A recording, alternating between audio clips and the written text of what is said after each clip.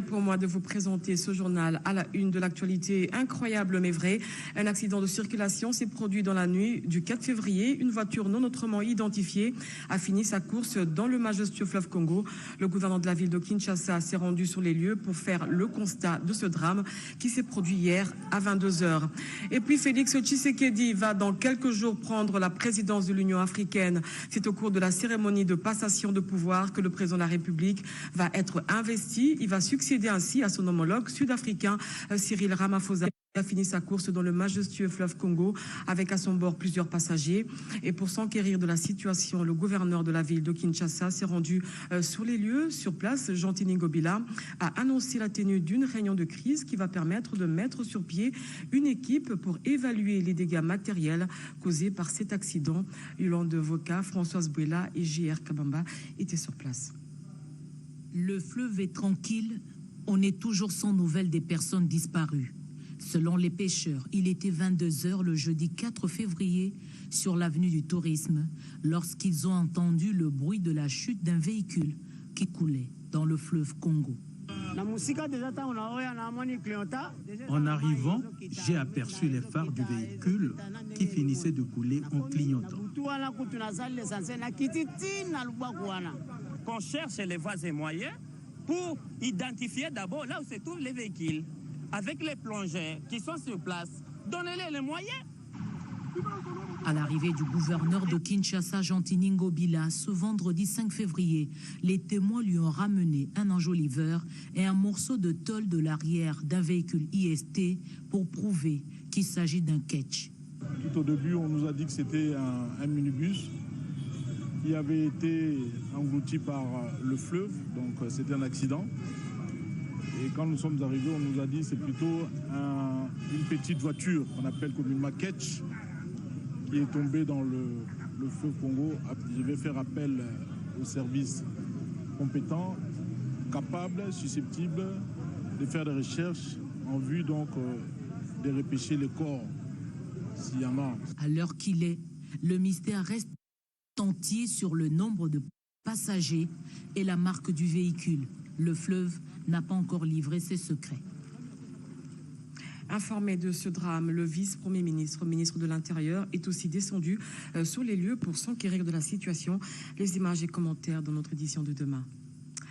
Les habitants de la commune de Selembao, plus précisément à Kingu, lancent un cri d'alarme à l'endroit des autorités compétentes. L'érosion de Kingu continue d'engloutir plusieurs maisons de cette partie de la capitale. Le gouvernement de la République est donc appelé à mettre les bouchées doubles pour lutter contre cette calamité naturelle, nous dit Oscar Mbal. Des maisons emportées et plusieurs sans-abri, les têtes d'érosion font la loi ici au quartier Kingu, dans la commune de Selembao. La progression de ces troubéas inquiète la population de cette partie de Kinshasa qui ne sait à quel sens se vouer. Plusieurs personnes sont passées à cet endroit, mais toujours pas de solution. Beaucoup de morts ont été enregistrés suite à cette érosion. Cette dame nous a promis de nous assister et c'est ce qu'elle a fait.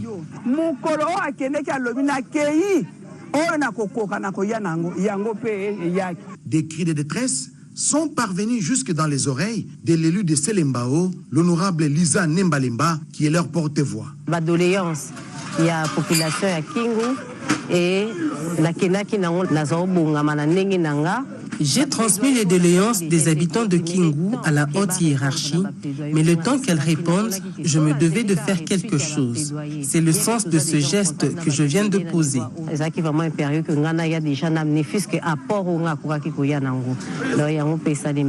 En attendant l'intervention musclée du gouvernement central et provincial, 1500 sacs communément appelés Goldberg et 2500 autres petits sacs ont été achetés et mis à la disposition des habitants du quartier Kingu pour ne serait-ce que freiner la progression de cette érosion aux allures inquiétantes. Au contact physique avec cette population, l'honorable Lisa Nembalemba a enregistré les doléances des habitants du quartier Kingu avant de les inviter à une autoprise en charge. Et puis cette nouvelle, visée par une motion de déchéance du bureau, Alexis Thambwe Mwamba, président du Sénat, a démissionné de ses fonctions, considérant d'une part que la confiance n'existe plus et d'autre part l'installation d'un bureau d'âge déjà opérationnel. C'est en ces termes que s'était exprimé le président du Sénat devant la Chambre des sages. Avant de rendre son tablier, le président du Sénat a transmis aux sénateurs les éléments de défense par rapport aux accusations de détournement portées contre lui. Le bureau d'âge a mis fin ce vendredi à la séance plénière. Un seul point à l'ordre du jour, l'examen des pétitions contre le bureau.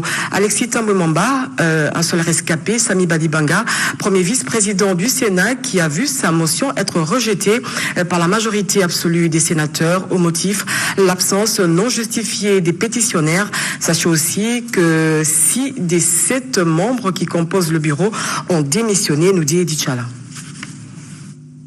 La plénière de ce vendredi, tant attendue pour l'examen des pétitions contre les membres du bureau du Sénat, n'aura été que de très courte durée. Les 6 membres du bureau ont préféré rendre le tablier avant l'examen des pétitions contre eux. Il s'agit du questeur adjoint, du questeur, du rapporteur, du deuxième vice-président et du président du bureau. Leurs correspondances ont été lues devant la plénière par le rapporteur du bureau d'âge, la sénatrice Victorine Luessé. Si les autres lettres ont été brèves, celle du désormais ancien président du Sénat, le sénateur Alexis Thambwe Mwamba, a répondu point par point à tous les griefs dont on l'a accusé par les pétitionnaires avant de conclure que la procédure était irrégulière. Tout compte fait, la confiance étant brisée entre lui et les sénateurs, il a démissionné.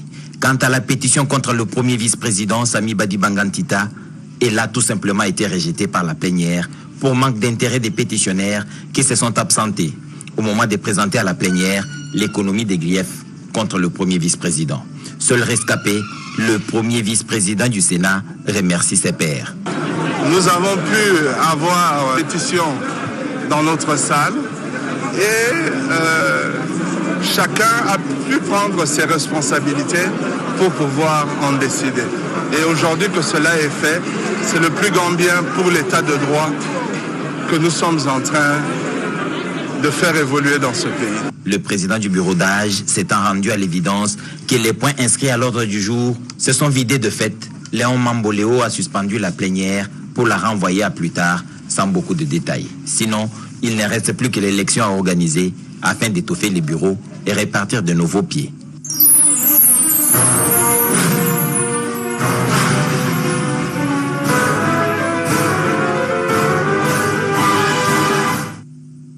Je l'ai dit au début de ce journal, c'est ce samedi que le chef de l'État Félix-Antoine Tshisekedi va prendre la présidence de l'Union africaine. La cérémonie de passation de pouvoir est prévue les 6 et 7 février. Félix Tshisekedi sera le 19e président africain à la tête de l'organisation continentale depuis sa création en 2002 en tant qu'Union africaine. Il va succéder ainsi à son homologue sud-africain Cyril Ramaphosa à la présidence tournante de l'organisation. Et sur place, à Addis Abeba, les décors sont déjà planté. Un programme particulier a été élaboré pour cette grande cérémonie de passation.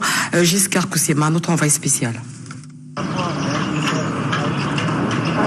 Ce n'est plus qu'une question d'heure. Le président de la République démocratique du Congo, Félix-Antoine Tshisekedi Tshilombo, sera à partir de ce samedi 6 février 2021 le président de l'Union africaine. Il prendra ses fonctions ici dans la salle de conférence Nelson Mandela au quartier général de l'Union africaine à Addis Abeba. Et sur la base de recommandations faites par le Centre africain de contrôle et de prévention de maladies, CDC Africa, ce 34e sommet des chefs d'État va se dérouler avec un protocole inédit. Le président sortant, Cyril Ramaphosa, va ouvrir la séance depuis son palais présidentiel en Afrique du Sud. Et le président entrant, Félix-Antoine Tshisekedi Tshilombo, va prononcer son discours d'acceptation du haut de la tribune de la salle Nelson Mandela. Son discours d'investiture est très attendu parce qu'il devrait reprendre les priorités de son mandat. Le siège de l'Union africaine resté fermé depuis plusieurs mois a été ouvert juste pour faire honneur au président Félix-Antoine Tshisekedi Tshilombo. Il a fallu attendre près d'un demi-siècle pour voir la République démocratique du Congo hissé à la tête de l'Union africaine et le destin a voulu que ce soit le 5e président de la République, Félix Antoine Tshisekedi Tshilombo, de prendre la rêne de l'institution continentale. Le président entrant est attendu ici à Addis Abeba en début de soirée. Justement, les défis auxquels sont confrontés les pays africains sont multiples et complexes sur le plan sécuritaire. Le sommet de l'Union africaine appelle à des réponses collectives, globales et coordonnées aux défis de l'Afrique. Edith Chala.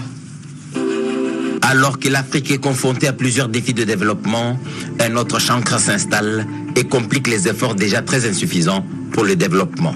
C'est le djihadisme qui, depuis un certain temps, fait parler de lui à travers plusieurs régions de l'Afrique. L'histoire récente de ces mouvements, pour la plupart salafistes, révèle des ramifications en dehors du continent. Au Sahel, le groupe islamiste armé GIA, mouvement qui, les années 90, a sémé une véritable terreur en Algérie, et par son émir à la genèse du groupe salafiste pour la prédication et le combat, GSPC. Ce mouvement, en 2007, a fait allégeance à Al-Qaïda et s'est rebaptisé Al-Qaïda au Maghreb islamique, AQMI. En 2017, Abdelmalek Tourdal a su fédérer les principaux groupes armés opérant dans le nord et le centre du Mali au sein d'une plateforme, le groupe de soutien à l'islam et aux musulmans, GESIM. Depuis, des journalistes sont morts, des enlèvements se comptent par centaines et même les personnalités de premier plan ne sont pas à l'abri de la terreur. Le chef de l'opposition du Mali, Soumaïla Cissé, a goûté à cette insécurité dans le nord-est du Mali l'année dernière. Un peu plus bas, le Nigeria souffre, le Cameroun gémit, le Tchad grogne. Le groupe sunnite pour la prédication et le djihad, plus connu sous le nom de Boko Haram, est un mouvement insurrectionnel et terroriste d'idéologie salafiste djihadiste. La région saharo-sahélienne n'est malheureusement pas la seule confrontée à ce fléau. Dans la corne de l'Afrique, la situation est encore beaucoup plus alarmante. Arakat al-Shabaab el-Moudjahidine y fait régner sa loi. Une organisation d'idéologie salafiste djihadiste écume la Somalie, tourmente le Kenya et inquiète le Djibouti. La faiblesse des États faisant le lit de ces mouvements, la République démocratique du Congo connaît une désastreuse visite de ces fanatiques. Dans la partie est du pays, où sévissent plusieurs groupes armés, nationaux et étrangers, il a été noté avec inquiétude la présence de ces chebabs. C'est cette Afrique de l'unité qui mêle stabilité par-ci et instabilité par-là que le président Félix Antoine Tshisekedi va diriger pendant une année. Des problèmes importants comme ceux-ci seront à l'agenda du successeur de Cyril Ramaphosa à la tête de l'Union africaine. L'histoire, la géographie et la politique de ces régions devront faire l'objet d'une minutieuse analyse pour une solution durable, sans laquelle aucun plan de développement n'est envisageable. Des millions de femmes et jeunes filles à travers le monde sont victimes des mutilations génitales féminines, appelées communément excision. Cette pratique, pourtant condamnée par la loi, se déroule en Afrique de l'Ouest et dans le nord de l'Équateur, ici en République démocratique du Congo, selon les experts du droit de l'enfant, avec la vulgarisation, des lois contre l'excision. La RDC a aboli cette pratique. Marie Kalong. Ce que je retiens encore, c'est que quand ils ont fini de m'exciser, qu'on m'a fait debout, j'ai vu du sang partout. J'ai eu peur du garçon. La peur, associée à la douleur, une combinaison parfaite pour perdre le goût à la vie. Selon le rapport de l'UNICEF en 2016, plus de 200 millions de filles et de femmes dans le monde tentent désespérément de faire face aux conséquences désastreuses de l'excision. Ces pratiques, qui consistent à l'ablation totale ou partielle des organes génitaux féminins extérieurs, ont déjà provoqué plusieurs décès, particulièrement en Afrique. Je me suis couchée. On m'a accusé. C'est ça, sans sauter. Et jusqu'à présent, je me souviens. Parce que chez nous, c'est un seul canif pour 12 filles. Tu es né dans ça, tu as vu grand-mère faire ça, maman faire ça. Toi, tu n'as pas de choix. Mais moi, mes petits-enfants ne seront plus excisés. Plus jamais. Cette mutilation est pratiquée de manière rituelle dans de nombreux pays d'Afrique, notamment en Égypte, au Soudan, en Somalie, en Guinée, au Mali, en Mauritanie ou encore au Sénégal. L'hémorragie même peut entraîner la mort subite. Il y a les thyroïdes, l'accouchement difficile, les fistules. Donc l'excision n'est pas une bonne pratique. À ce jour, plusieurs textes sont signés pour bannir ces pratiques, mais elles restent encore d'actualité. En Centrafrique, en Somalie et au Tchad, 80% de filles sont excisées entre 5 et 14 ans. Qu'en est-il de la République démocratique du Congo? Nous avons eu à élaborer le plan d'action national pour lutter contre toutes les pires formes de violence faites à l'enfant, les maltraitances donc, notamment au niveau de la famille, dans la communauté où vit l'enfant, dans les écoles ou les institutions, ou dans les milieux carcéraux. Et parmi ces maltraitances, nous avons eu particulièrement ciblé l'excision. L'excision, c'est pratiqué dans notre pays, principalement dans le nord du pays, à l'équateur. Au moment où nous parlons, même la plupart des personnes qui viennent de ce côté-là disent que cette pratique, si elle existe, donc ça se fait d'une façon clandestine. L'excision est l'une des pratiques traditionnelles néfastes les plus difficiles à éradiquer au monde. Enfin, une bonne nouvelle pour les élus provinciaux des 26 provinces du pays. Après avoir mené plusieurs démarches pour le paiement de leur émolument, le vice-premier ministre du budget, promet de payer leur émolument du mois de janvier. Une joie pour ces députés provinciaux qui remercient le gouvernement de la République à travers son vice-ministre Baudouin Maillot qui s'est impliqué personnellement pour cette issue heureuse. Cédric Enina. Enfin, une solution en vue dans le paiement des émoluments des élus provinciaux. Ces derniers vont toucher leur dû du mois de janvier 2021. Des assurances fermes obtenues auprès du vice-premier ministre du budget Jean-Baudouin Maillot Mambeke. La délégation des députés provinciaux des 26 provinces du pays, conduite par Jean-Marcelin Petit, hormis cette question des émoluments, a soumis d'autres sujets de même nature. Le vice-premier ministre nous a dit que le mois de janvier sera essentiellement liquidé. Il dit qu'il n'a pas de dossier en souffrance en ce qui concerne les députés provinciaux. 12 mois d'impayement, la pilule est amère pour ces élus provinciaux. Une note d'espoir, la liquidation.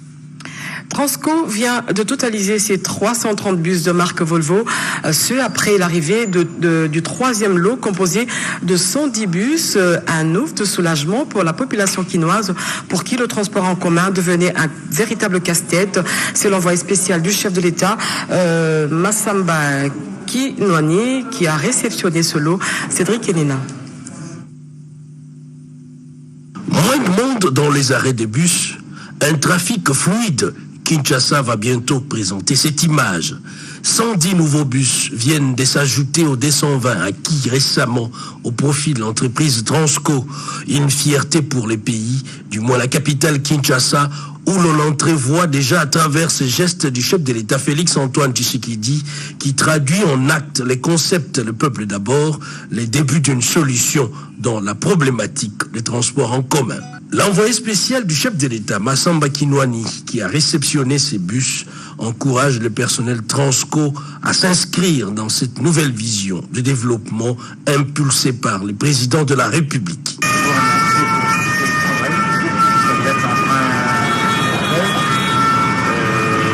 Que vous encouragez, que vraiment le Dieu Tout-Puissant est là et vous donne la force de continuer à aider le chef de l'État à accomplir sa mission. Comme il a promis, le peuple d'abord, nous devons, nous tous, l'accompagner à accomplir cette mission. C'est une raison de rendre grâce d'abord à Dieu, c'est lui qui arrange toutes choses. C'est un matériel qui est acquis par le gouvernement. Nous remercions le président de la République parce que c'est la continuité de la commande de 440 nouveaux bus Volvo qui vont servir la population. Là, c'est 330 bus que nous avons dans les dépôts de Transco maintenant. Les 110 qui restent vont arriver pour le mois prochain. Les secteurs de transport en commun, l'un des volets sociaux de la vision du chef de l'État, donne déjà des signaux positifs. Entre-temps, les conducteurs des bus Transco sont en session de formation pour renforcer leur capacité avant la mise en circulation de ces bus. Vital Paga. Quelques Quelques préalables ont été fixés au niveau du ministère des Transports et Voies de Communication avant la mise en circulation des nouveaux bus Transco. Entre autres, la formation des conducteurs, d'où le lancement vendredi 5 février 2021 de cette session de formation à l'intention des chauffeurs triés sur les volets à l'entrepôt Siforco. Les explications du directeur général intérimaire Blackson Bongi. Son Excellence, Monsieur le ministre des Transports et Voies de Communication, est venu pour matérialiser nos instructions du chef de l'État. Transco a reçu 440 bus comme première phase de dotation. Nous en avons déjà 330 dans nos dépôts. Les 110 autres arrivent. Mais il faudrait que ce renouveau soit accompagné d'un dispositif qui permette que les services à la population soient meilleurs. Aujourd'hui, il s'agissait de la session des remises à niveau de conducteurs. Nous avons affaire à des professionnels, mais comme les standards internationaux le veulent, la mise à niveau est une activité permanente. Parce que les normes changent, les habitudes, et aussi chaque équipement, ses exigences. Nous voulons qu'un conducteur au volant d'un bus Transco puisse avoir toutes les capacités qu'il faut. À cette occasion, le ministre des Transports et Voies de Communication, Didier Mazenga Mukanzu, a rappelé les différents accords passés avec la firme brésilienne pour l'acquisition de 440 bus de marque Volvo. Ce avant d'annoncer la date de la remise des clés des nouveaux bus Transco par le chef de l'État, Félix Antoine Tshisekedi Tshilombo, le 13 février 2021 sur le boulevard Triomphal. Les populations sinistrées de la ville de Mbuji-Mayi et celles victimes des conflits en territoire de Katanda vont bénéficier de l'aide du gouvernement de la République. Le ministre des Actions humanitaires est arrivé ce vendredi au chef-lieu de la province du Kasaï oriental, Jacques Chibobois. C'est au nom du chef de l'État que le ministre sortant des Actions humanitaires est arrivé à Mbuji-Mayi dans la province du Kasaï oriental. Fils du coin, Steven Bikaï a pris l'initiative d'assister ces populations avec les moyens du bord en attendant la disponibilité des moyens conséquents de l'État. Le ministre séjourne en Mbuji-Mayi pour assister les populations de Katanda victimes des conflits communautaires. Sur place, Steven Bikaï a été accueilli par une foule nombreuse composée de membres du Parti travailliste et du Front patriotique 2023. À l'issue de cette mission, Steven Bikaï a installé et implanté toutes les structures du Front patriotique 2023. Devant la presse, il a souligné que l'FP 2023 milite pour faire de Félix Antoine Tshisekedi Tshilombo candidat commun de l'Union sacrée en 2023. J'ai deux missions. Dire ici au nom du chef de l'État, Félix Antoine Tshisekedi Tshilombo, venir assister nos frères qui sont à Katanda, qui ont perdu leur maison dans les troubles communautaires. Il y a eu des morts. Et puis je vais faire tel besoin en Mbuji-Mayi. Il y a eu des maisons écroulées parce qu'avec les moyens personnels, ne serait pas à construire des maisons pour la population, mais aussi en profiter pour démarrer la tournée des provinces pour l'installation des comités et des bureaux du Front patriotique 2023 qui doivent être dans tous les territoires, dans toutes les provinces. Comme vous savez, le Front patriotique 2023 milite pour que, au sein de l'Union sacrée, le président Tshisekedi soit un candidat commun d'Union sacrée. L'UNICEF vole à la rescousse des enfants âgés de moins de 6 ans frappés par l'épidémie d'Ebola qui a frappé la ville de Mbandaka. Dada Chabani. Le quartier Air Congo, un quartier urbano-rural de la ville de Mbandaka, chef-lieu de la province de la Chuapa, était l'épicentre de la maladie à virus Ebola. Cette pandémie a occasionné un lourd bilan de pertes en vies humaines. Quelques femmes victimes de cette épidémie ont péri en laissant leurs bébés orphelins. Pour assurer leur survie et leur croissance, ainsi que leur développement intégral, l'UNICEF fournit à ces enfants les laits maternels de restitution. Cette opération est assurée par la division provinciale du Programme national de nutrition Pronanut. Le bébé Julia, orphelin d'Ebola, bénéficie aussi de ces laits. Le programme de distribution concerne aussi les enfants en rupture familiale et ceux abandonnés par leurs parents après leur naissance. Pour la plupart, ces enfants sont hébergés par les mères nourricières et quelques membres des familles biologiques de leurs géniteurs. L'une des bénéficiaires qui a réceptionné ces dons a exprimé sa gratitude à l'UNICEF et également au gouvernement qui ne ménage aucun effort pour assurer les droits à l'alimentation de ces enfants vulnérables orphelins d'Ebola. Nous refusons de donner les laits naturels tels qu'on vend dans les boutiques, dans les magasins, du fait que ces laits-là n'est pas adapté aux nourrissons. Voire même du point de vue protéines, énergie, tout ça, c'est pas adapté. Mais les laits que nous donnons, les substituts du lait maternel, ce sont des laits appropriés, adaptés, travaillés au même lait que les laits maternels. Et voire même du point de vue absorption, ces laits ici, c'est facile que l'enfant puisse absorber.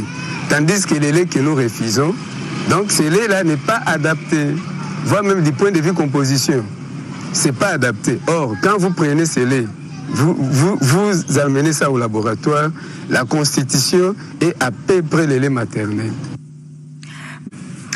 Merci d'avoir suivi ce journal. Mesdames, Messieurs, tout le plaisir était pour moi de vous le présenter. Je vous retrouve le vendredi prochain à la même heure et avec le même plaisir. Et surtout, protégez-vous.